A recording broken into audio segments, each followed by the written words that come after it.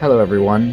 I've had a few thousand individuals ask me to go over the box and manual for Champions of Norrath.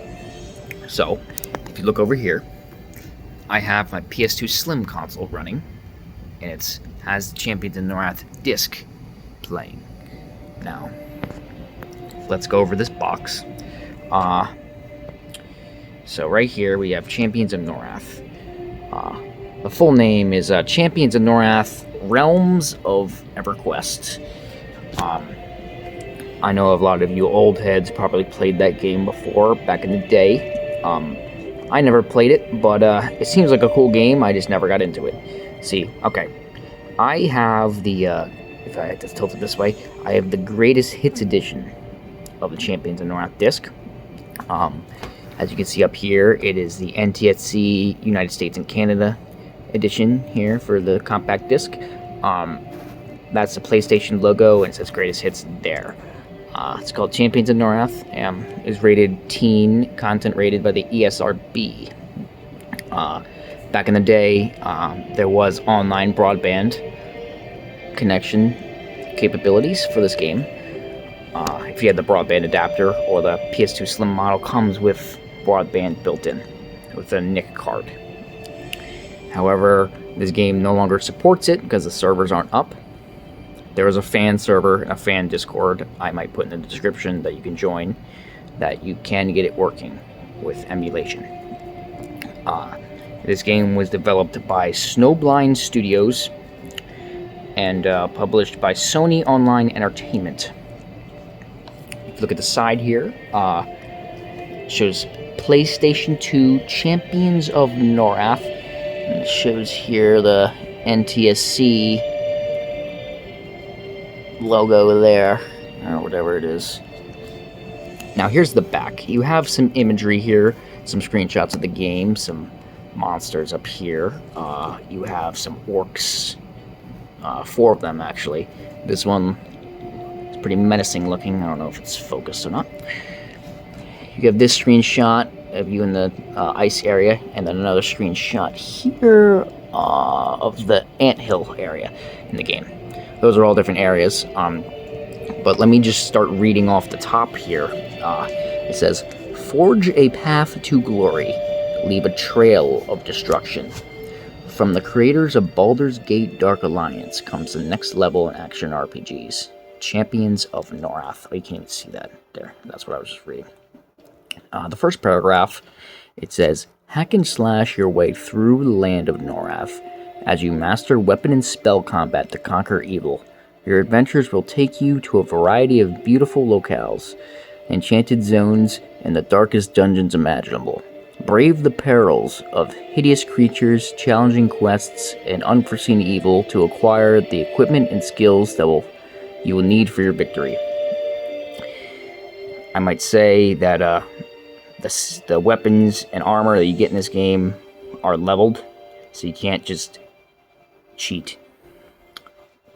It says, "Play online, 4-player online cooperative action with USB headset support to chat and plan strategies. No subscription fee required for online play." See, this is when the server was actually up. I'm not really sure if you could utilize that functionality using the fan server or not. I'm assuming you could, but I don't think anyone would actually utilize that with today's services such as Discord, Skype, Microsoft Teams, all that stuff. Let's see here. It also says, "Champion customization. You have 5 races, 5 classes. You can select the names, faces, hair, skin tone, and more." It also says there's more than 10,000 items, randomly generated, with the ability to create your own. There's not really a weapon creation system as far as I'm aware, but you can customize your items based off of enchants. Like, you can put a stone on your axe. It also says, "Wicked magic and mighty steel. Hundreds of weapon and magic attacks plus combos." Cool. It also says multiplayer combat. Conquer enemies with up to 4 players online via soeggames.net and offline via the multi-tap. US headset optional, sold separately. It also says there's 45 levels to conquer, more than 50 areas to explore and conquer. It also says battle view cam, total camera control, zoom in close, or view combat from up above. It also says there's champion progression. Select and specialize your skills, equipment, and abilities. There's also spectacular spells. You have area of effect, damage over time, pet spells, and more. Save your champion. You can import and download characters via your memory card. And there is a random dungeon generator. Each game experience is unique. This game is fucking goated. Now, it also says 1 to 4 players. Memory card for PS2, 845 kilobytes. You have digital control as well as analog control. There's a vibration function. Multi-tap support for 1 to 4 players. There's a network adapter, 1 to 4 players. And online Ethernet broadband required for that portion of the game. You can play by yourself. Now, it says online license terms are available at championsofnorrath.com/terms and in-game. And also shows you here the Champions of Norrath website. Now, this website here is not up anymore, but I can show you what it looks like on the Wayback Machine. Shows here Sony Online Entertainment Incorporated, and then just shows a bunch of terms like players are responsible for applicable internet fees and all this blah blah blah legal stuff. If you watch the Suits show, then you probably know what this shit means. Rated teen, blood and gore, violence, ESRB content rating, www.esrb.org. Game experience may change during online play. I'm not worried about that. The barcode code is, you got 2 8s on the side, but it's 14582404442. Just in case you were wondering.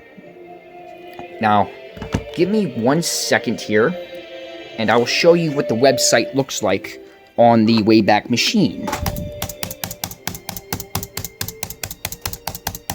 Alright.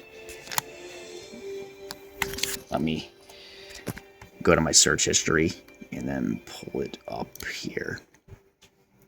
So if you had read this back in the day, you could go on the website here and you could search through, and it would just like go over the key features of the game and some like different stuff. This is what it looked like back in the day. Now, let me set this back up.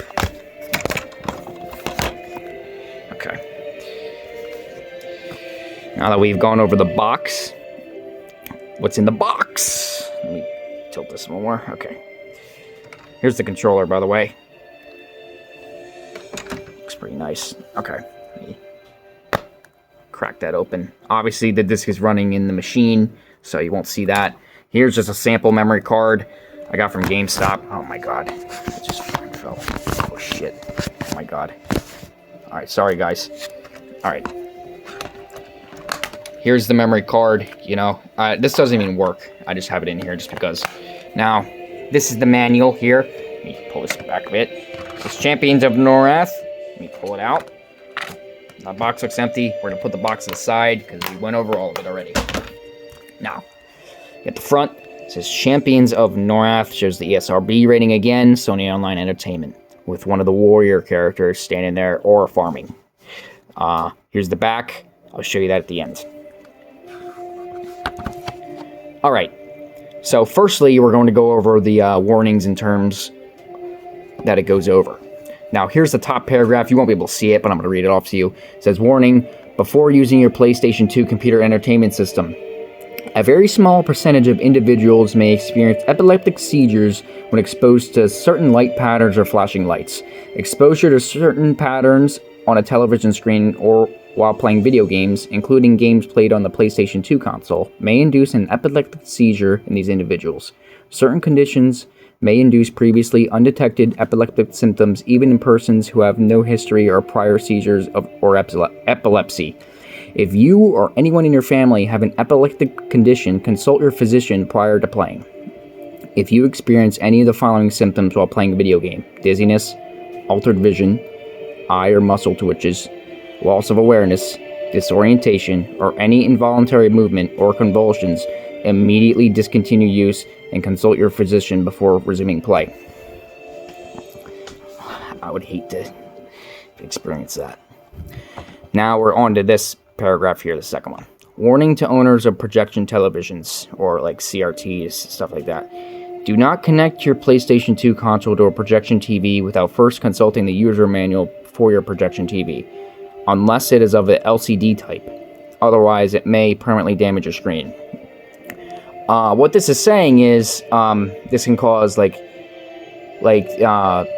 image burn-in from some of the menus that sit there static, sitting there burning the screen. TVs of that caliber were not designed for that. They were designed for moving images. They weren't designed to be like constantly seeing the same thing. If that makes sense. Use of unauthorized product. The use of software or peripherals not authorized by Sony Computer Entertainment America may damage your console and or invalidate your warranty. Only official or licensed peripherals should be used in the controller ports or memory card slots. Tough shit.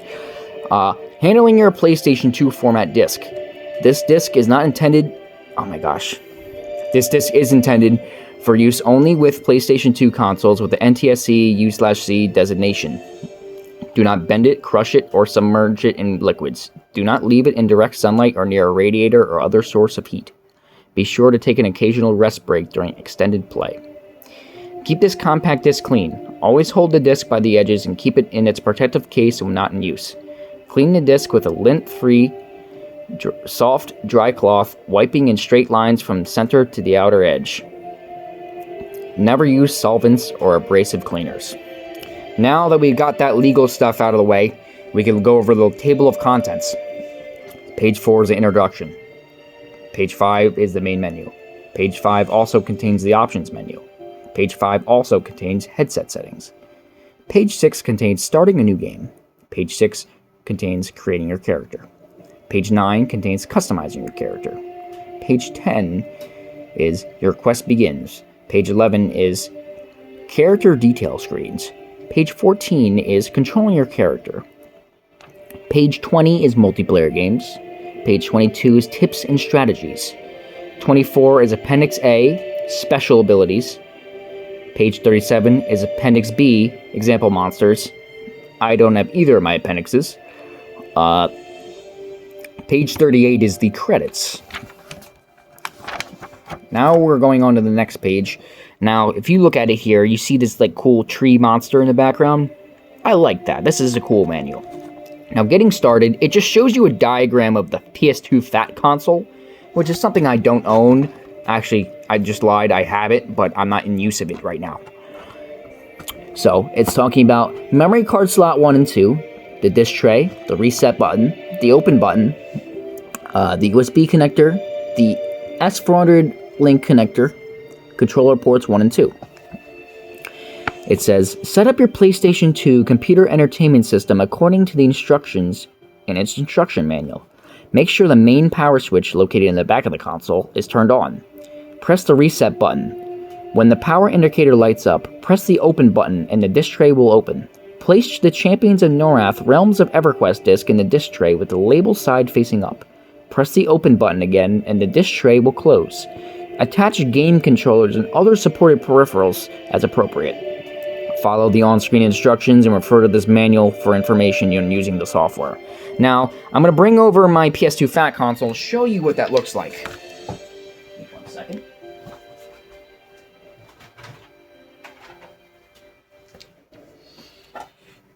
You can see all the ports over here. Oh my gosh, it's so dark. Anyways, I cut the pop out of mine because I'm going to mod it. Those are the buttons with the ribbon cable flying out. Okay. Now that you know what the console looks like, I'm going to continue with the manual. Okay. This game is fucking goated. Sorry. Okay. Controls. Oh, sorry. You can't see shit. Let me do this. Let me go a little higher with it. Hold on. Make you sit here and watch this. Okay. Can you see all that? I can't even see. Okay. Controls. DualShock 2 analog controller configurations. You can see this. That's what it's talking about. It's showing you the L1, L2 button, the R1, R2 button, the D-pad, which it calls the directional buttons, the triangle, circle, X, square buttons. The left analog stick also has the L3 button when you push it down. The right analog stick also has R3 when you push it down. The start and select buttons, and the analog mode button. Select swallow. Now, it has a little database here of the default controls. I'm pretty sure you can remap in the settings here, but I'm going to go over this anyways. So within the menus, the directional buttons cycle through and highlight different options within the menu, up and down. There is no side to side. The circle button moves back to the previous menu, and the X button selects the current highlighted item. The square and triangle buttons have no function in menus. Now, in-game, the L1 button switches between... It basically toggles between the melee and ranged weapons. The L2 button drinks a mana potion. The R2 button drinks a healing potion. The L3 button centers the camera behind the character. R1, it blocks. And R3 toggles the different modes of the map. It doesn't say that in here, but you can either hide the map, show it in the corner, or show it completely on top of the screen. L1 and R1 in the inventory cycles between the inventory tabs. Now, your directional buttons in-game, that opens the radial menu, where it's like a circle. You can select different spells and assign them to the square and triangle buttons, which is the use the special ability buttons within the game. Square picks up and interacts with NPCs and opens up the spell book within your inventory. So it's basically the interact button. The X button, basically if you're in your inventory, it equips items, and if you're in the game, it attacks. It's the attack buttons, how you swing your sword, that's how you shoot your bow, all that, whatever you have equipped. If you hold the square button, hit select, it uses a gate scroll. I'm pretty sure this manual is going to go over what a gate scroll is and how to use it and what its functions are later. The start button opens the pause menu and the options. The select opens the inventory. When you're in game, the left analog stick moves the character and the right analog stick rotates the camera view. Now we'll go to the next page here. Here's the introduction, finally, now that we've gone over all the rigmarole for 17 minutes. Kelethin, the treetop city of the Fadewar Wood Elves, is under siege. An army of goblins and orcs have cornered the peaceful elves, forcing them to seek help from the outside or face being driven from their cherished home. Your auspicious arrival in Kelethin during its darkest hour gives the Wood Elf King himself, Leith Corius, the glimmer of hope he's been seeking. He pleads for your assistance in turning back the assault, even as the flaming shot from the invaders' catapults rain fire all around. The harried elves have little to offer you in way of supplies, but their situation is desperate, and your chance for adventure and glory is great!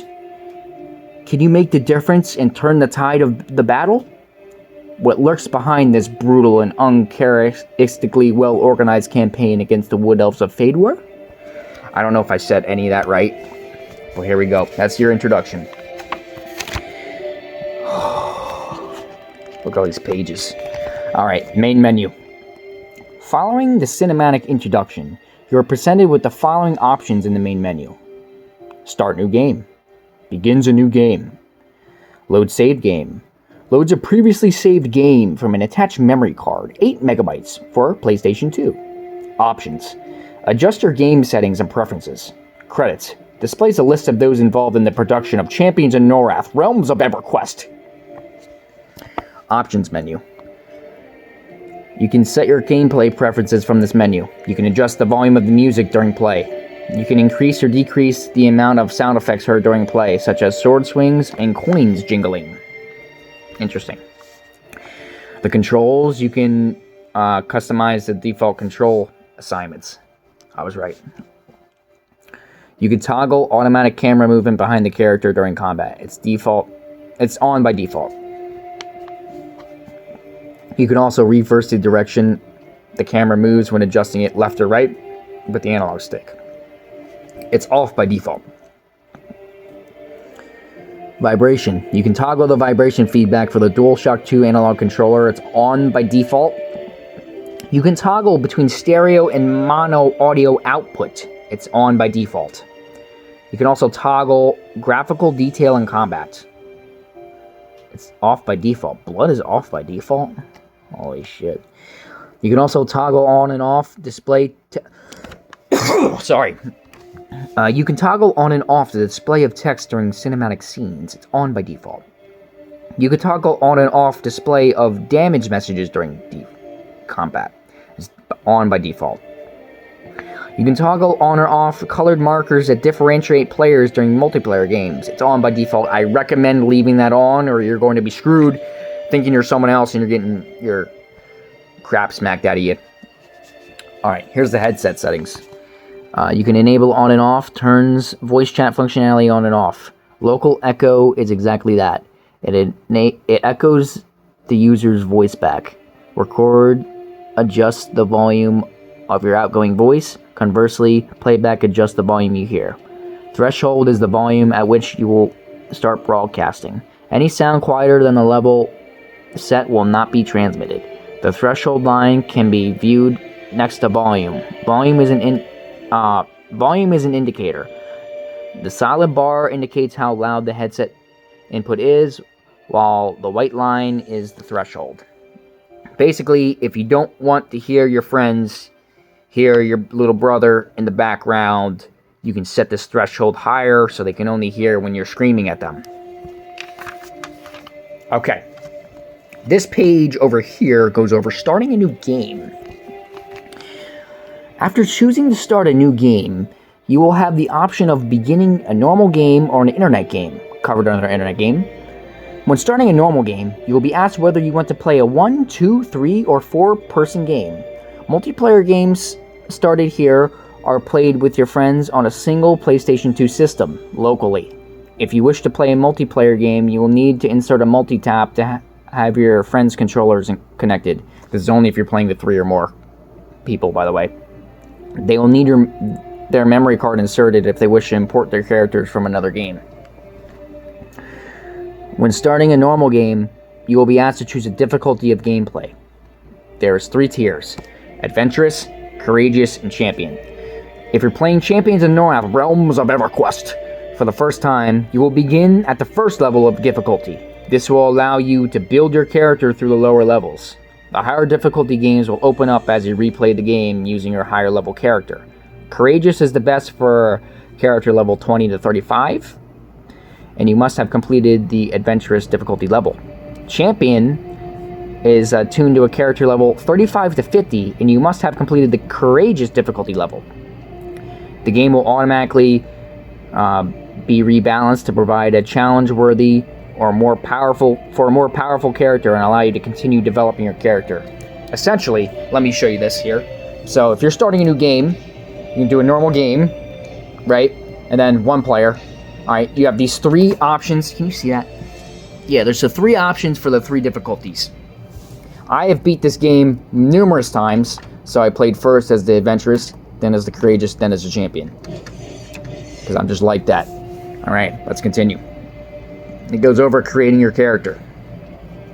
In Champions in Norrath, Realms of EverQuest, you can tailor your character to your own style of play. There are 5 race and class combinations you may choose from. You can't just choose a race and then a class. They're one and the same.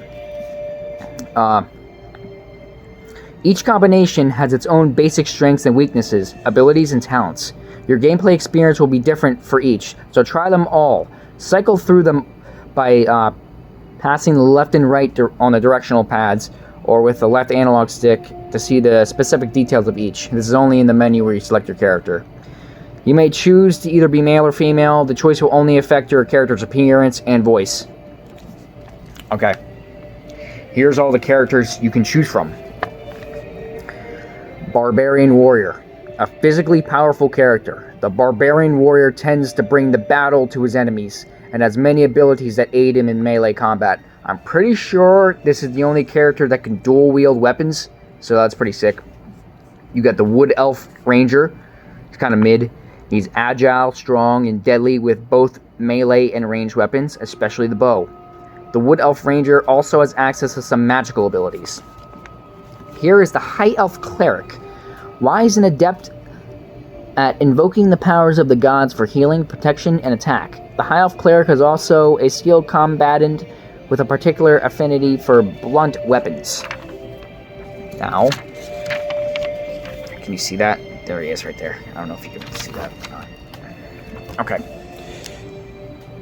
We have the Erudite Wizard. Processing great intelligence. The Erudite Wizard is not as skilled in hand-to-hand combat, but more than makes up for the shortfall with the devastating arsenal of magical abilities. You want to fuck shit up with like a fireball or something, you choose this one. Now, this is why I use the Dark Elf Shadow Knight. He is the Drac of all trades. He is strong and cunning. The Dark Elf Shadow Knight brings combat prowess with skill with dark magic together in a powerful combination. He will ruin your day. Here we go with customizing the character. Before you begin, you may individualize your gameplay by tailoring your character's appearance, attributes, and name. Appearance. Once you have picked the gender and race class combination, there's no combination, you either pick, whatever. You may now customize your character's appearance and physical attributes. Select from several skin tones, hairstyles, and hair colors by moving the slider left or right. I wonder, like, who actually needs to read this to know what they're doing? It's, like, pretty self-explanatory when you're in the game, but whatever. You got your attributes. Your character has 4 important attributes that define his or her mental and physical effectiveness, depending on the race and class combination you choose. You may further customize each of these attributes by distributing 20 points among them. So you have strength, intelligence, dexterity, and stamina. If you guys play D&D, you know what this is. Oh, shoot. Let me fix this camera for you. Is that better, guys? Okay. Strength. Affects how much damage your character delivers with a physical blow during melee combat, as well as how much weight he or she can carry. Intelligence. Helps determine the amount of mana your character has, available for activating special abilities, as well as the rate at which he or she regenerates spent mana. Dexterity. Affects your character's accuracy during combat with melee and ranged weapons, as well as the damage your character causes with a ranged weapon. Stamina. Helps determine the amount of health your character has and at the rate at which he or she regenerates health after taking damage. Your character name. You may name your character anything you like. Spell out the name by moving the selector around the alphabet grid and pressing the X button to pick the highlighted letter. When you're finished spelling the name, select Done to save and move on. It's pretty fucking self-explanatory. Now, finally, we're getting into the actual game here, instead of blabbering about bullshit. Okay. Your quest begins. Once you create your character, your adventure begins. Main game screen. This is the main game screen. The 3 bars in the upper left corner track your character's vital statistics. They are health, red bar. This displays your character's hit points. If this bar is depleted, your character will die. Experience, green bar. This displays the progress towards your next level. When this bar fills completely, you will attain a new level. What? So that's not stamina? Holy shit, I beat this game 4 times and I didn't even realize that that's your experience bar. Oh my gosh. Are you serious? Alright, let's move on. Mana, blue bar. This displays your character's pool of magical energy, which is used to activate special abilities. Then you got your auto map. If you look here, it shows like a map on the screen. Press the R3 button once to bring up a large, transparent auto map. If available in your character's location, your character will be marked with a triangle on the map. Press the R3 button a second time to reduce the auto map size. Pressing the R3 button a third time will close the auto map.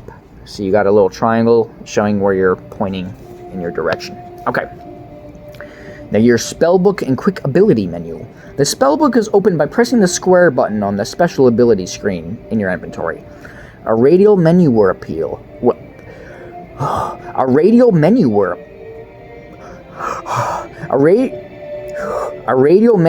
appear. This is your character's spellbook. Special abilities may be placed in this spellbook, and you may select special abilities to be included here. From the main gameplay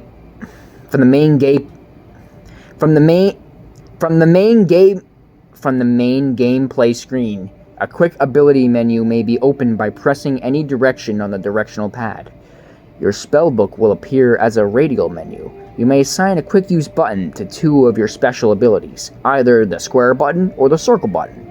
Simply move the highlight around the radial menu to a special ability using the directional pad, and then press the quick ability button you wish to assign the selected ability. You may change these buttons assignments at any time. Basically, what this gibberish is saying is that when you're in game and you press the D-pad here, it brings up a circle menu, and you get to assign any spell in the circle menu to either circle or triangle. Character detail screens. During gameplay, press the select button to view your character's important details, such as weapons, armor, items, quests, and skills. These are each represented by an icon in the tabs of the top screen. You may move between screens by pressing the R1 or L1 buttons, or moving the pointer and clicking on the tab. On any of the inventory screens, you may equip or unequip an item by pointing at it and pushing the X button. You may also drop items by pointing at them and pressing the triangle button. It's very simple. It's a cursor. You go around and then you select items. Now, here's a bunch of screenshots of the character inventories. I don't know if you can see that very well. It probably looks dark as shit, but whatever. You know, I could turn the lamp on real quick so you can see it. Just, yeah, you can. You know, I'm gonna leave the lamp on for the rest of the video probably, so you can see everything better. Yeah, that's right. Okay. Weapons inventory. Could you see this the whole time? Hold on. Oh yeah, you can see pretty well. Okay. Weapons inventory. This screen displays all weapons you carry, as well as those you have equipped. 1. Carrying capacity. 2. Current coins. 3. Weapons tab. 4. Armor tab. 5. Items tab. 6. Character statistics tab. 7. Quest journal tab. 8. Special abilities tab. You can see all the numbers there and what they correspond to. Whatever. You got the armor inventory. This screen displays all armor your character carries and currently wears. That's right here.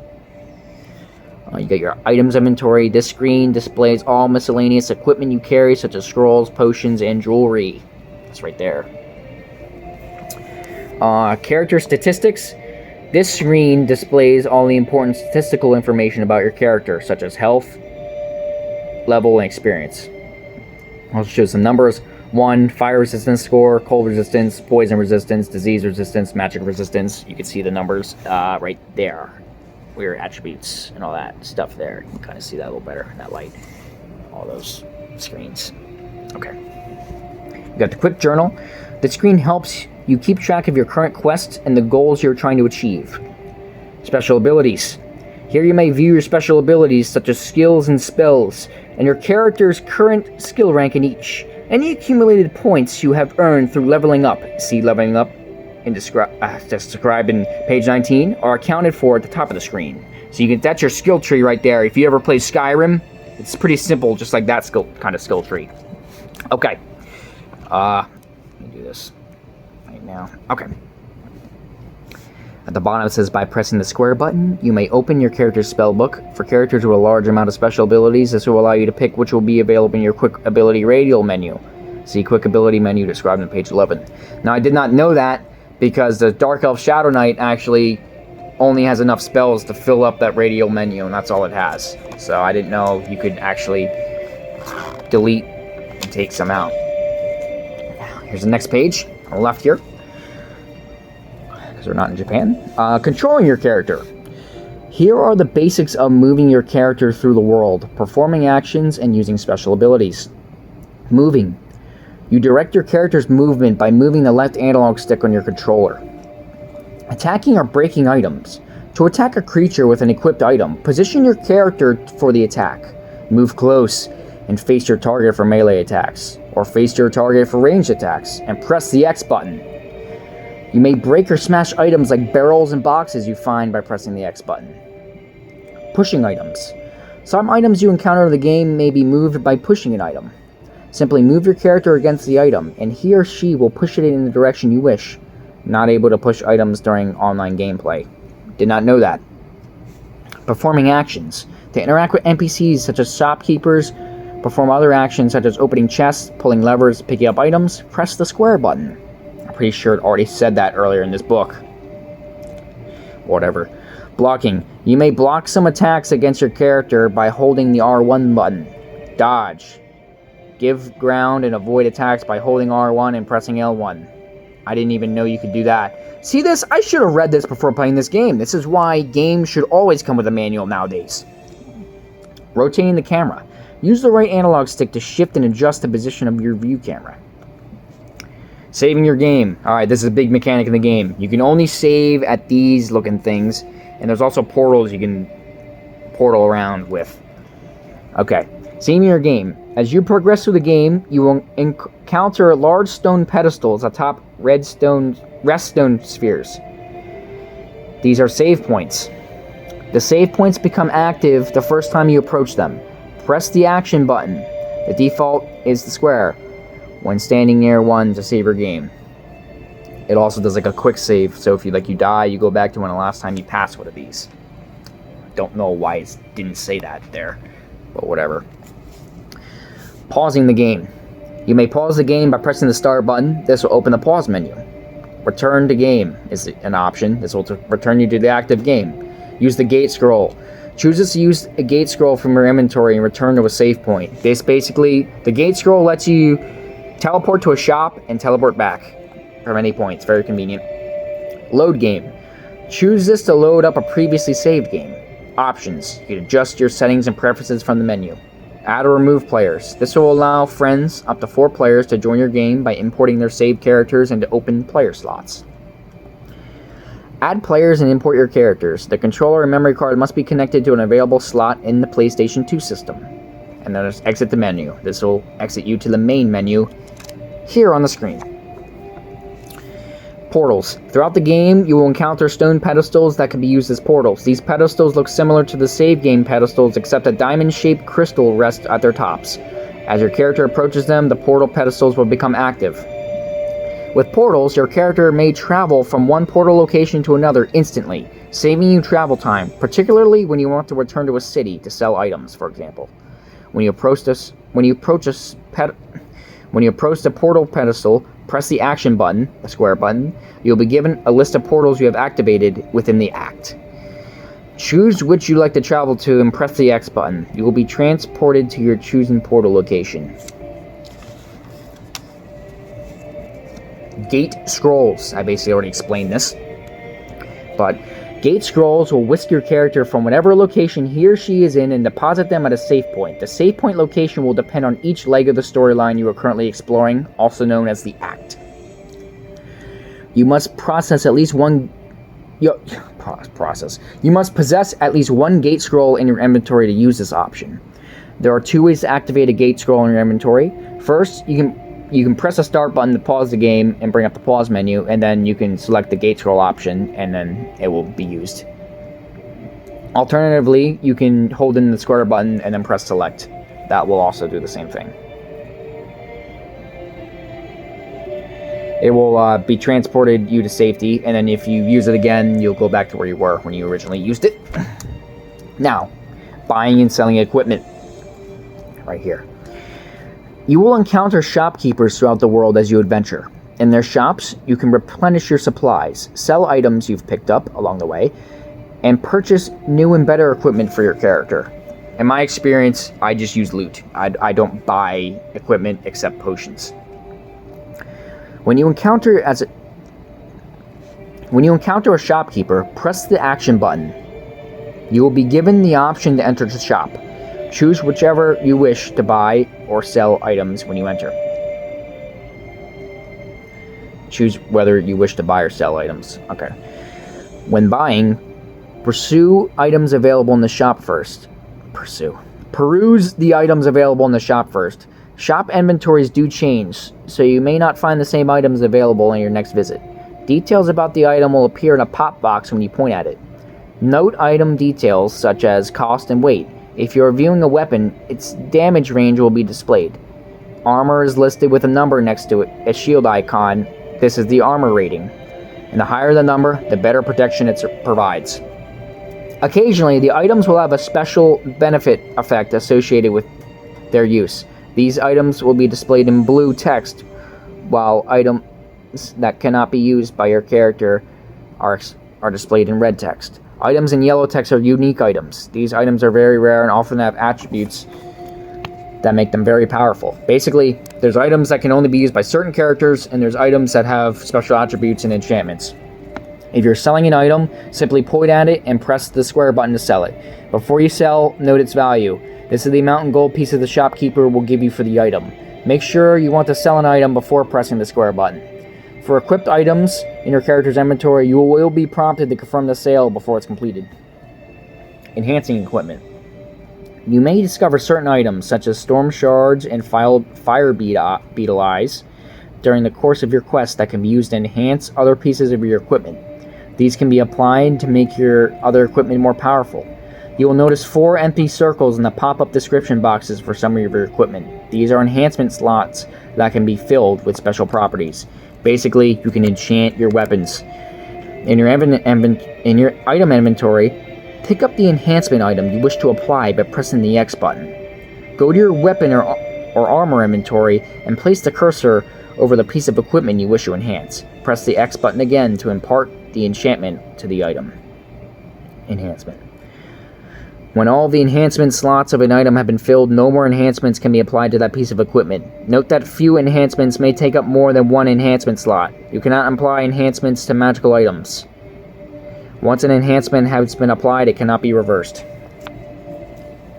Alright, and then it's going to go over the combat of the game. Let me just look through here to see how much we have left.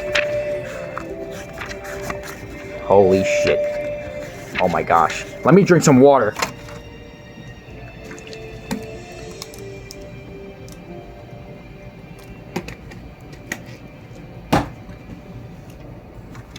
Okay. Combat. Before you engage in combat, make sure your character has a weapon equipped by pressing the select button, going to the weapons tab, and equipping the weapon you wish to use. You can attack with no weapon at all, but your character's fists are less effective than a sharp cleaver or a well-aimed arrow. I didn't know you could do that either. Holy shit. Press the X button to attack an enemy. If you're using a melee weapon, maneuver in close to engage and start swinging. As you attack, your character will automatically advance on your enemy as long as you continue to swing at it, keeping on the defensive and you in the thick of the fray. If you are using a ranged weapon such as a bow, point your character at your intended target and press the X button to fire. All characters save the erudite and cleric. All characters save the erudite and cleric can equip a ranged weapon in addition to their melee weapon. Okay, so those two classes cannot use a bow. Health and mana. As you battle the evil forces that threaten the wood elves, you will suffer damage and expend mana to fend off the danger. Mana and health are 2 very important statistics to your character, and you should monitor them closely as you play. Both regenerate to full levels over time, but there are instances where your character needs a quick replenishment of one or both. Health potions will quickly restore your lost health. To use a health potion, press the R2 button. Make sure you have a supply of healing potions in your inventory. Note that consumption of a healing potion will greatly accelerate your character's healing, but is not instantaneous. This is very important to remember. It actually is very important to remember. It's not BS. Let me put this game here so I can Actually, okay. Mana potions work similarly to health potions, except they restore your lost mana. To use a mana potion, press the L2 button.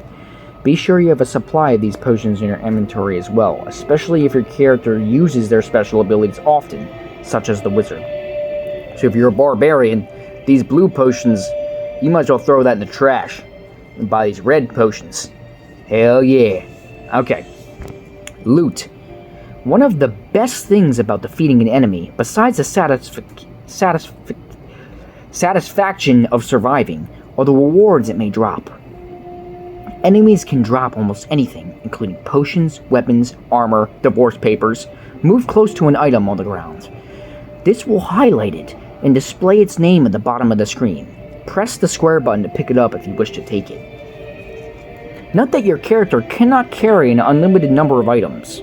When you reach your carry capacity limit, determined in part by your strength, you will not be able to pick up more loot unless you make room in your inventory. You may drop items by pointing them in your inventory and pressing the triangle button. Pick up as much shit as you can, use a gate scroll, sell that shit, use the gate scroll again, and then go back to fighting bitches. Now, death. Up here. When your character's health bar is depleted, your character will die. He or she will return to your last save game or to the point where you last approached a new checkpoint. See, it says it there. You will lose any experience, equipment, and coins you gain between your last save or encounter with a checkpoint and the point where your character died. Death in the multiplayer game works a bit differently than it does in a single-player game. If your character or one of your comrade characters dies, you must find a save point or one of the stone pedestals to have a character resurrected to continue. In all other respects, death functions the same as a single-player game. Basically, if you have a friend that's still alive, they can take you to a save point and then you get revived. It's like the reboot card in Fortnite. Completing quests. You will almost always have a goal to complete as you play Champions of Norrath, Realms of EverQuest. Your current quest goals are tracked in your quest journal. When you have accomplished all the goals set for a given quest, you will be alerted. You may then proceed to the next chapter of the game. Leveling up. When your character's experience bar fills completely, he or she will level up. When your character levels up, you may improve his or her attributes and abilities. Press the select button to bring up the level up screen. The number of points you have available to spend will be displayed. Distribute the points however you like by highlighting an attribute like strength, dexterity, whatever, and pushing the X button. This will apply 1 point to the chosen attribute. You may also advance your special abilities in your skill tree when you level up. Press the select button and go through the special abilities tab. At the top will be listed the number of points you may apply to your abilities. You may use these points to improve abilities you already have, or raising your level skill ranks, or you may acquire new abilities based on your new level. You must spend at least 1 point to be able to use a new ability.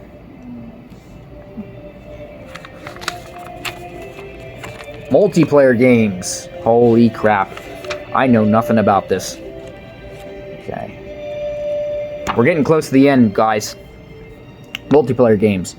Players have the option of playing Champions of Norrath, Realms of EverQuest, with their friends on a single PlayStation 2 computer entertainment system, or with 3 others over the internet through SOEgames.net, so Sony Online Entertainment Games.net. Starting a multiplayer game. For a multiplayer game on a single system, you will need a multi-tap. Start a new game from the main menu and select a number of players, up to 4 that will participate. Each player will then create their character in turn, then press the X button to accept. After all players have created their characters, the game will begin. Importing characters. A player may also import a character from other saved games on a memory card.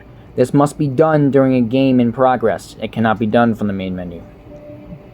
To import a character, 1. Press the start button during a game in progress and select Add or Remove Players from the menu by pressing the X button.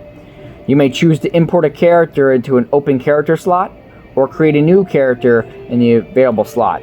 New slots become available as characters fill up previous slots, up to a maximum of 4. 2. Highlight the open slot and press the triangle button to open the saved game selection menu. I don't know why this is an X. This messes me up. 3. Choose the memory card you wish to import from and press the X button to open a list of characters available for importing. 4. Highlight your character, save game, and press the X button. The same procedure is followed for all 4 players wishing to join. Well, all players willing to join up to 4. Alright, here's what I don't know about. Starting an internet game.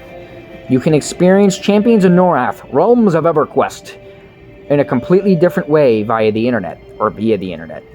This section will explain how to connect to the Sony Online Entertainment Games.net and join a game with other players from around the world, or host a game of your own for other players to join. Okay. From the main menu, select Start New Game and then Internet Game. When starting an internet game, you may join an existing game, or you may host a new game.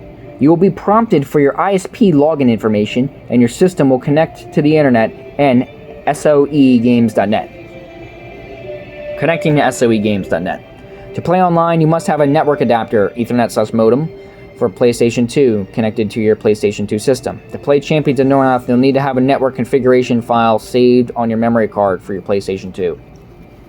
You can use either the network adapter setup startup disk that came with your network adapter, or the network connection configuration GUI in this game to create a network configuration. You'll need to know the setup information for your ISP, such as your user ID and password if applicable. You may want to have the documentation from your ISP handy when you begin. To set up your internet connection, select Network Setup from the Internet Game menu. This will open the Network Settings main menu. Note, all game settings selected prior to selecting a network setup will be lost. Press up/down directional buttons to highlight an option or change a setting. Press the X button to select an option or confirm an entry. Press left or right directional buttons to advance to the next screen. When changing numbers, press the directional buttons to highlight the field where you wish to change a number and press the X button. Then press the up/down directional buttons to change a number. Select Add setting to create a new network configuration. Follow the instructions and enter the information requested. When you are done, you will be able to connect your PlayStation 2 console to the Champions of Norrath, Realms of EverQuest game servers and play with others over the internet. For information for your ISP, the information for your ISP will be slaved on your memory card, 8 megabytes for PlayStation 2. If you wish to join a game, you will be offered a list of games awaiting players. If you will be hosting your own game, follow the prompts to establish your game and wait for other players to join. Got through that bullcrap. Now we got the tips and strategies, then we'll have the appendix. Man, the appendix is actually pretty big. Okay. Well,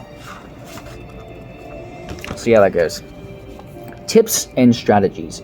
Here are a few tips and gaming strategies to help you succeed in your quest as you play Champions of Norrath, Realms of EverQuest. Basic strategies. These strategies... Can you see this? Hold on. Okay, hold on. These strategies will help you no matter which character you choose to play. Using gate scrolls. Use gate scrolls to return to town when your character is low on supplies or needs to sell off some hard-earned loot. Check the store's inventory to see if armor or equipment that may be better than your current equipment is available. Also, check your inventory of gate scrolls. You just used one to return to the shop. Was it your last? Getting stuck in a dungeon and realizing you used your last gate scroll already can be quite dangerous. Whatever. Skill issue. Using health potions. Don't be too stingy with your health potions. The best way to survive is keeping your eye on your character's health and using well-timed health potions. Basically, buy like 50 health potions each time you go to the shop and just spam it. That's what I do. Fight enemies in narrow corridors. Enemies will often try to overwhelm you with superior numbers. Don't be too brave. It is often helpful to back away and try to position yourself in a narrow corridor that will force your enemies to funnel in after you, making it so they can't all hit you at once. Once again, skill issue. Watch out for enemy magic wielders. Beware of monsters that have enchanted weapons, arrows, or magic spells. They are more deadly than your average grunt. You can recognize enchanted weapons by the glowing aura surrounding them. Aura farming. Isolate these monsters if possible to engage them. Use corners and blind spots to thwart spell casters and enemies using arrows. Okay, if you ever see a red aura around a monster, he will fuck you up. He will two-shot you, so you need to kill him first. And then if you see a purple aura one, he is like the shaman who's going to resurrect all the guys you already killed. So if you want to keep killing the same people over and over, leave that one alive. Okay. Improve your special abilities. Some skills or spells may seem weak when you first acquire them. Don't give up on them. Keep them and they will grow in power and effectiveness as you spend skill points on them. Class strategies. Each class has its own strategies, but here are a few for each. Okay. The Warrior. Spend ability points on strength to increase your melee damage and stamina to boost health. As a warrior, you're often in the thick of battle. Don't be too stingy when it comes to using health potions. Sometimes it's necessary to use many to survive. Wizard. Intelligence is your forte. Spend agility points... Agility. Oh my god. Spend ability points on intelligence to increase how often you can cast those deadly spells. You may also want to place some points into stamina to help your character survive unfortunate situations in which ranged spells are not as effective. When in doubt, run! Range is a wizard's best friend, so get some distance in between you and the charging hordes to use your ranged spells more effectively. Running out of mana potions is death to a wizard. Be sure to keep your inventory fully stocked. Ranger. Dexterity, dexterity, dexterity. Your specialty is the bow, and dexterity increases the amount of damage you do when using one. This is especially important at higher levels when many of your damaging spells rely on a bow and arrows for delivery. You can easily switch between a ranged and melee weapon. You can easily switch between ranged and melee weaponry by using the default L1 button. Get used to switching between the two when enemies charge. Keep a good stock of arrows. You'll need them. Cleric. A cleric can be played in many ways. The most effective involves a mix of ranged spells and melee combat. This means distributing ability points equally between intelligence and mana.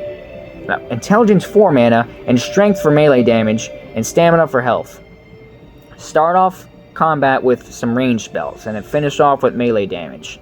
Later, use your enhancement and pet spells to keep you and your fellow players in combat longer. Shadow Knight. Now, if you don't have skill issue, this is the class you pick. Shadow Knight. Your specialty is casting spells that weaken multiple opponents. Use these to weed out enemy ranks and then finish them off with melee carnage. Grouped enemies are especially susceptible to this tactic. Now we've reached the appendix! I don't have one. Special abilities.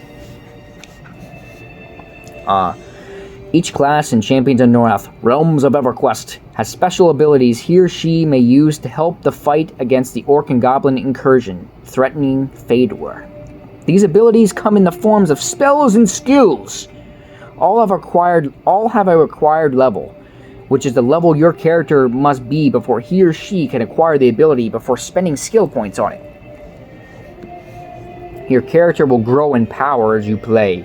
When your character levels up, you will receive points that may be distributed among your character's available special abilities. This raises the ability's ranks and improves its power and effectiveness. Mana. Some abilities require mana in order to function. Your current mana is displayed by the light blue bar in the upper left-hand corner of the screen. In multiplayer games, this bar may be on the top right, lower left, lower right.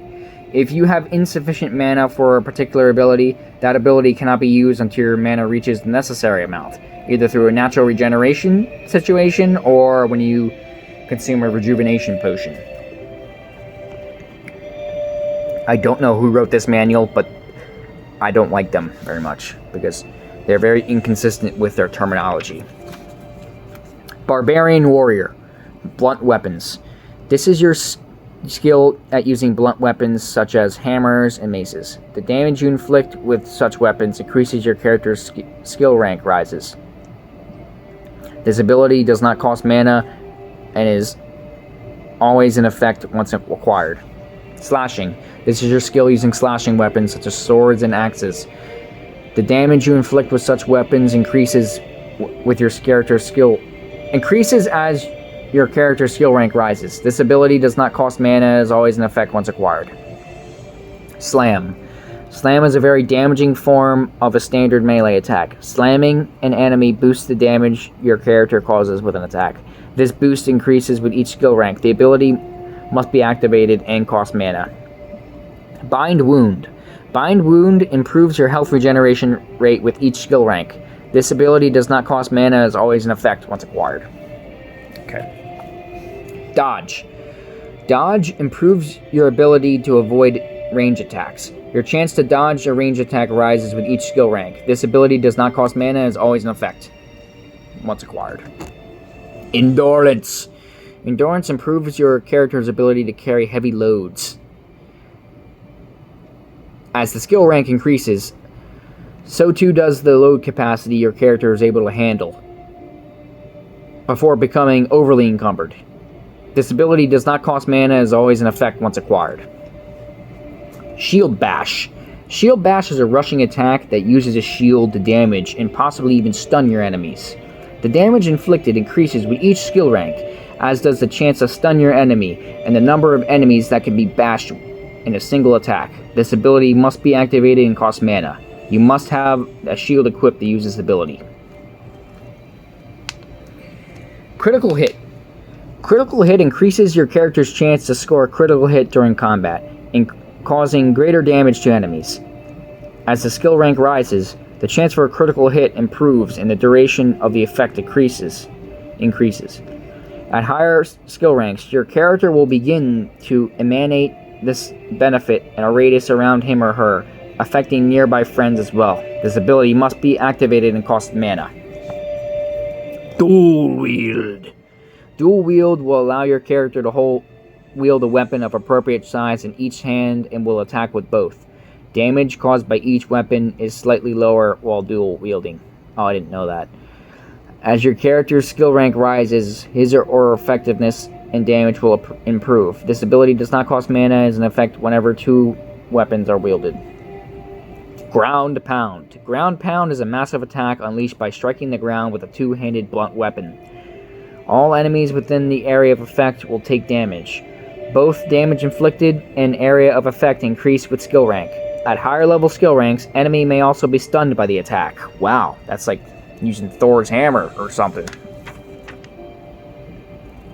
Okay. The ability must be activated and cost mana. You must have a two-handed blunt weapon to use this ability. Okay. He also has Charge. Charge is a running attack that causes tremendous damage to the enemy hit.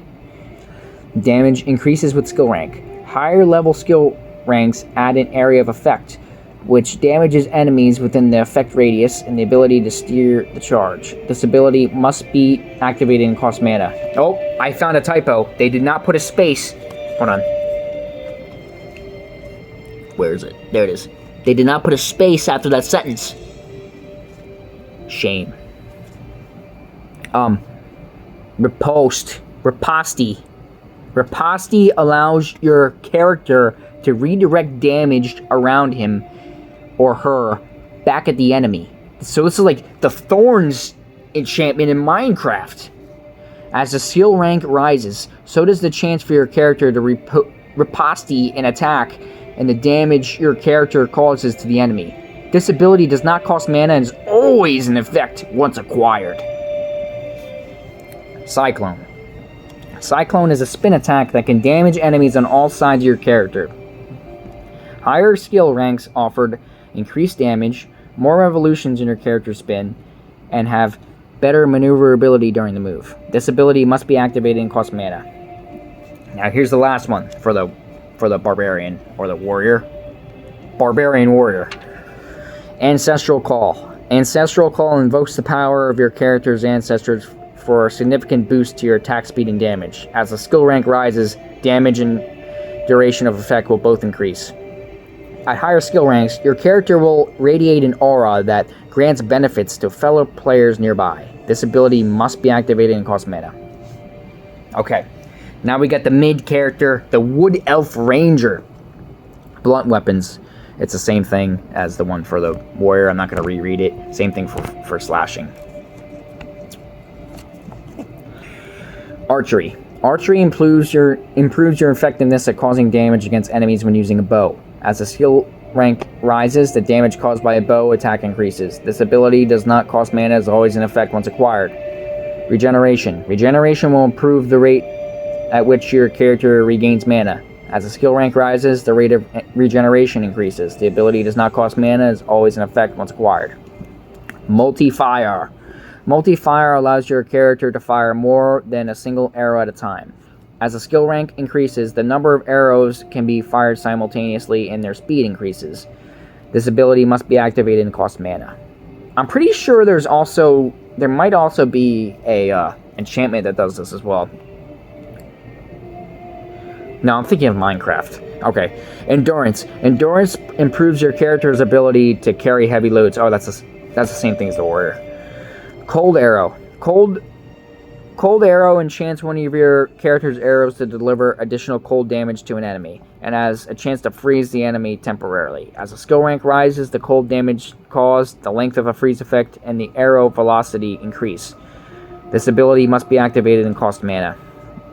Critical hit. Yeah, it's the same thing as the critical hit I read from the Barbarian Warrior. Oh, the Wood Elf Ranger can also dual wield. Oh, well, I was wrong about what I said earlier. It also has Poison Arrow. Poison Arrow enchants one of your character's arrows to deliver additional poison damage to an enemy. It will also create a poison cloud around the target. The affected target continues to take damage over the duration of the poison effect. As the spell rank rises, the initial damage and inflicted increases, as does the size, duration, and damage caused by the poison cloud created. This ability must be activated and costs mana. Now we have Healing. Healing restores your character's hit points as if he or she consumed a healing potion. As the skill rank rises, the amount of hit points healed increases. At higher ranks, the effect will have a radius, healing nearby friends as well. This ability must be activated and costs mana. That's cool. Fire Arrow. Fire Arrow enchants one of your character's arrows to deliver an explosive fire attack against the enemy. As the spell rank rises, the fire damage caused and the radius of the explosion increase. This ability must be activated and cost mana. Entangle. Entangle will immobilize an enemy for a short period of time. Higher skill ranks will increase its duration and the number of creatures your character can root at a time with multiple castings of the spell, and decrease chances for an enemy to break free prematurely. This ability must be activated and costs mana. I guess it's like paralysis. Okay. It also has Explosive Arrow. Explosive Arrow enchants one of your character's arrows to deliver an explosive charge at enemies. As the skill rank rises, the damage inflicted increases. At higher ranks, the arrow will explode in a radius, causing damage to enemies near the target. This ability must be activated and costs mana. Alright. Now we got the High Elf Cleric. Blunt weapons is the same. And then they have Holy Strike. Holy Strike calls a bolt of divine power into being... Holy Strike calls a bolt of divine power into being strike an enemy... Holy Strike calls a bolt of divine power into being to strike an enemy for damage. It is even more effective against undead enemies, causing significantly more damage to them. As the skill rank rises, the damage inflicted increases. At higher levels, the bolt will begin to track enemies. The ability must be activated and costs mana. Endurance, that's the same thing as the other two. Shield Bash. Shield Bash is a rushing attack that uses a shield to damage and can possibly even stun your enemies. The damage inflicted increases with each skill point as your... I think the Barbarian Warrior has that one too. Did I already read that? Yeah, I already read that. Healing, same as that one for the other elf, wood elf. Holy armor. Holy armor will protect your character by absorbing a percentage of hit point damage taken by enemy attacks and converting it into Okay, so this is the... That's the same thing as the warrior. It's like the Thorns enchantment, basically. Yep. Okay. It also has Blessed. Blessed will improve your character's mana generation rate while in effect. As the skill rank rises, the rate of regeneration and duration both increase. This ability must be activated and cost mana. Undead Shield. Undead Shield wraps your character in an aura of divinity that causes damage to any undead creature that attacks. The offending undead will take damage based on a percentage of the damage it inflicts upon your character. As the skill rank increases, the duration of the effect and the percentage of the damage the undead attacker takes increases. At higher skill levels, nearby friends will also receive the effects of the undead shield. This ability must be activated and costs mana. Hammer of Wrath. Hammer of Wrath summons a divine hammer that assists your character in combat. It is capable of executing a spin move as well. As the skill rank increases, the damage the hammer can inflict, the hammer's duration, and the chance of the hammer executing a spin move will all increase. This ability must be activated and costs mana. Binding Light. Binding Light bathes an enemy in a dazzlingly bright light, causing initial damage and can possibly cause confusion as well. Additional enemies near the target may also be affected. The light clings to the target for a period of time while continuing to cause damage. As the skill ranking rises, the initial damage caused, the subsequent damage, duration of the effect, and area of the effect increase. This ability must be activated and cost mana. They also have Dismiss Undead. Dismiss Undead is an attack that is particularly effective against undead creatures. A skull is hurled at the target enemy, which suffers damage when struck.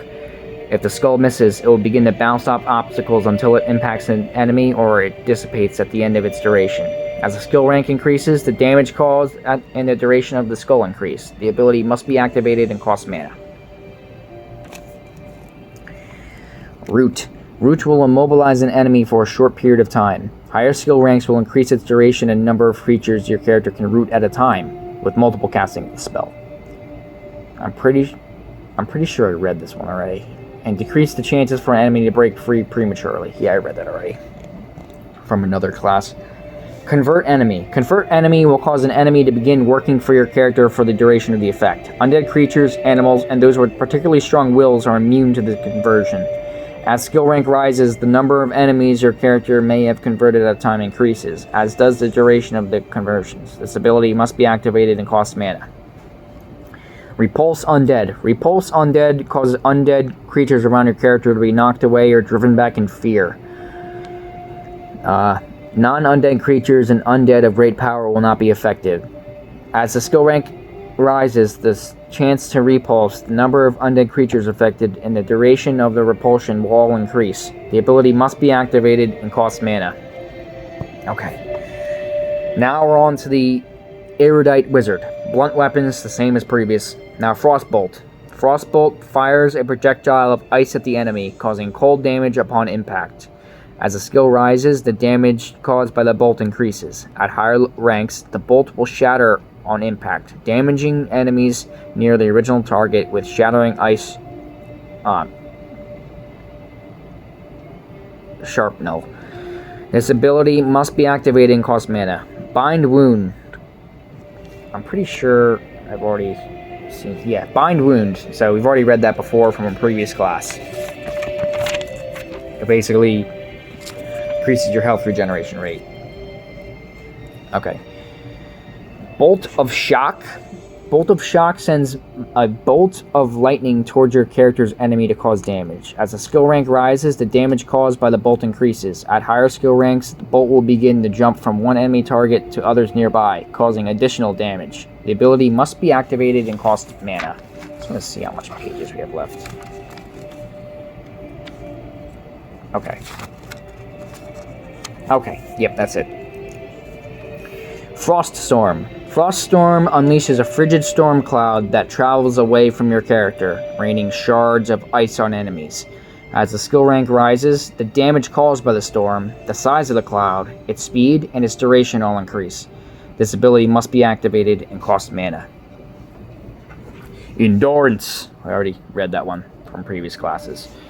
Alright, we got Wizard Beam. Wizard Beam fires a continuous beam of energy from your character at the target, causing damage. Tendrils of energy will also spout off the target to strike other enemies within range as well. The Wizard Beam lasts as long as you hold down the special ability button or until your character runs out of mana. This ability must be activated and costs mana for each second of use. That actually sounds pretty cool. Concentration. Concentration uses your character's natural mana regeneration rate. Increases. I'm pretty sure I read that one already. The ability does not cost mana, it's always in effect once acquired. Cold weapons. Cold weapons imbues your weapon with magical cold, causing additional damage to your enemy. As the skill rank increases, damage and duration of the enhanced enchantment increase. At higher ranks, the cold effect will be granted to the weapons of nearby friends. This ability must be activated and cost mana. Man, it must be nice to play this game in multiplayer. Holy shit. Shock of Fire. Shock of Fire launches a bolt of fire at your enemy, causing damage. Damage increases as your character's skill rank rises. At higher skill ranks, the bolt would implode, engulfing nearby targets in a ball of flame. This ability must be activated and costs mana. Lightning Weapons. Lightning Weapons imbues your weapon with an electrical charge, shocking your enemies for additional damage while in effect. Damage and duration of the enchantment increase as the skill rank rises. At higher skill ranks, the enchantment will be granted to weapons of nearby friends. This ability must be activated and costs mana. Fire Flares. Fire Flares creates a number of circling flames around your character that will impact an enemy within range, causing damage. As skill rank rises, the number of flares, their duration, and the damage they cause increases. At higher skill ranks, the flares will implode to cause damage to enemies within its radius. This ability must be activated and costs mana.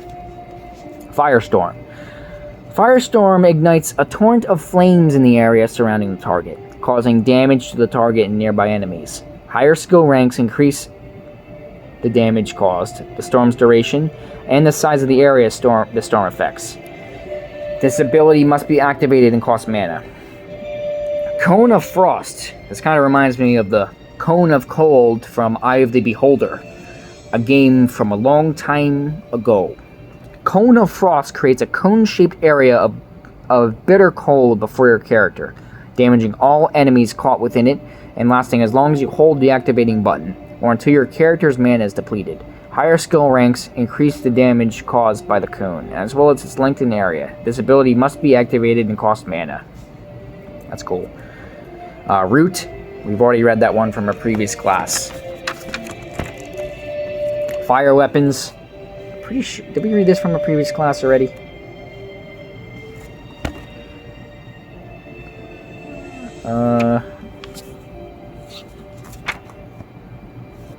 Not sure, but I'm gonna read it anyway.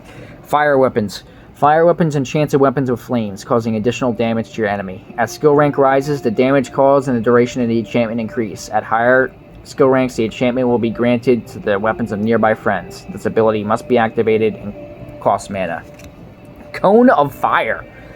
Cone of Fire creates a flaming jet extending outward and lasting as long as you hold down the ability button or until your mana is exhausted. Higher skill ranks grant greater damage and longer, wider cones of fire. This ability must be activated and costs mana.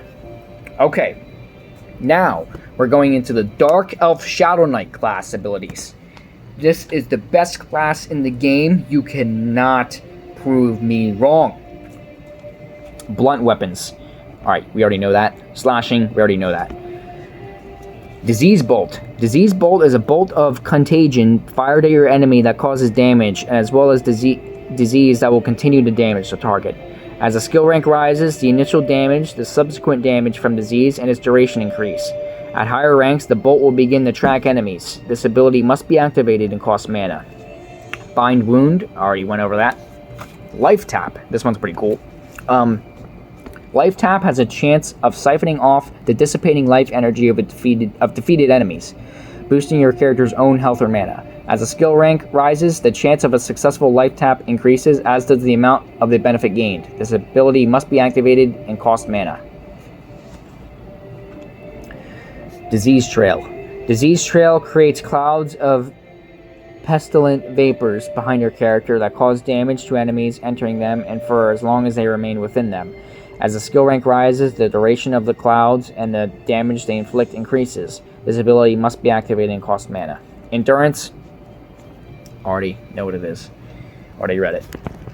Engulfing Darkness. This one is OP as hell. Engulfing Darkness envelopes an enemy in a clean cloud of damaging darkness that can cause confusion and also continue to harm the target after initial attack.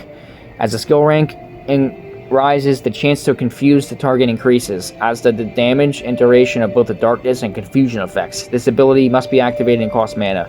You can literally shoot this at a group of enemies and they'll all get confused and you can just slaughter them. Alright, then you got Disease Shield. Disease Shield creates a cloud of infectious fumes around your character that causes damage to enemies that enter its area of effect. The cloud remains centered on your character for its duration. As the skill rank rises, the radius of the cloud, the damage it causes, and its duration all increase. This ability must be activated and cost mana. Riposte. Already went over Riposte. Alright, we got Summon Skeleton. I love this one too. Summon Skeleton summons an animated skeleton to assist your character and remains until killed. As the skill rank rises, the skeleton summoned becomes more powerful and has a chance to appear wielding a weapon. This ability must be activated and costs mana. Shield Bash, you've already read that. Convert Undead. You've already read this one from another one. It just raises an undead person.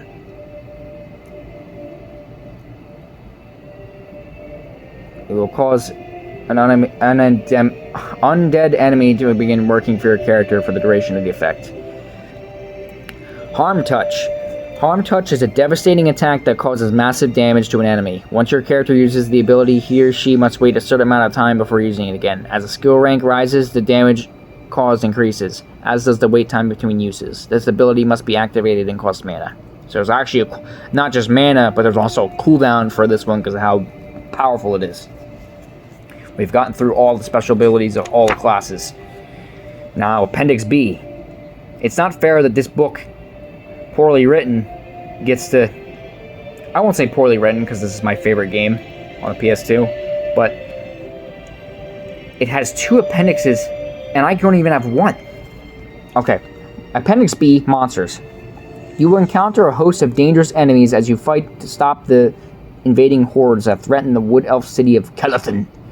Here are just a few of those you can expect to battle as you adventure deeper into the Champions of Norrath, realms of EverQuest. Skeletons. The spirits of dead warriors occasionally find final rest intolerable. Perhaps in life they were unable to discharge their duties to their satisfaction, or their passion for war was too strong to be quenched by death. For whatever the reason, a semblance of life clings to their bones, and they rise to wreak havoc in this perpetual state of tortured fury. Skeletons are often found in crypts and abandoned castles. Cyclopses. You can see the pictures too, they're pretty cool. These giants are found roaming in the plains and deserts of Norrath. Their strength is incredible, and matched with their desire to smash those smaller than themselves into the ground, and they can prove to be dangerous adversaries. Dire badgers. These are powerful, especially in the beginning of the game. Nature granted these mammals a significantly enhanced offense over their more familiar burrowing relatives. The dire badger is more often found in the forest and snowy regions of Norrath. Its jaws can easily snap bone. Paired with its longer, sharper teeth and claws, stumbling upon one of these can be dangerous. Disturbing 2 at once can be disastrous.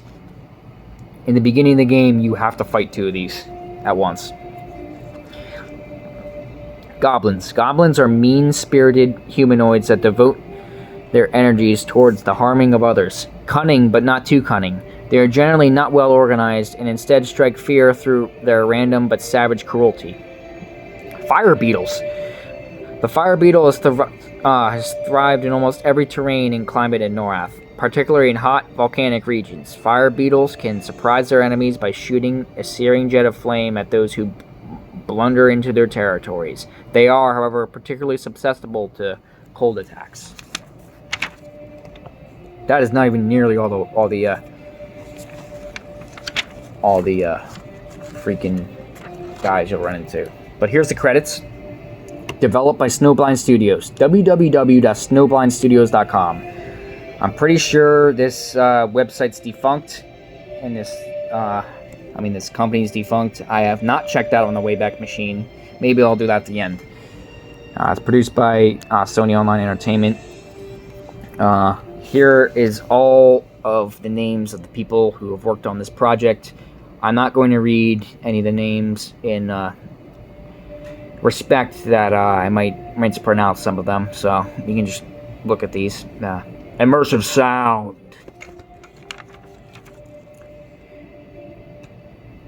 Oh, you got the cast too. Yep, that's the cast for the speakers, voice actors. Special thanks to I'm not even gonna try to say that name. Development tools and related technology provided under license from Logitech. Alright, Champions of Norrath, EULA. Do you want me to read the EULA, guys? You know what? That's going to be its own separate video, because look at this shit. Holy shit, look at that. Permanently removed all save game content for your memory card. Like, I'm not reading all that shit, bro. Look at that. So much. And you got your limited warranty. That warranty is nothing. And then you got the back here. Champions Return to Arms. I do own this game. This is the second installment. You can import your character from this game onto that game. I have not beat it yet. But if you guys want another video, I can go through the manual of that, because I do own this game. Shows, it's time to return to the glory of battle. Champions, return to arms. Import your character from Champions of Norrath, or customize a new one. Sony Online Entertainment. Oh, championsrta.com. I could check that one too. PlayStation 2, and then it's some trademark stuff. Rated teen by the ESRB. Blood and gore, violence. Game experience may change during online play. Online broadband only. Now, let's put this back. Maybe in the next video, I will check the Wayback Machine one more time. But yeah, this is the best game I've ever played in my life, besides Minecraft. Now, I hope you guys appreciated that reading. I also wanted to say that Toby is the best character in Naruto.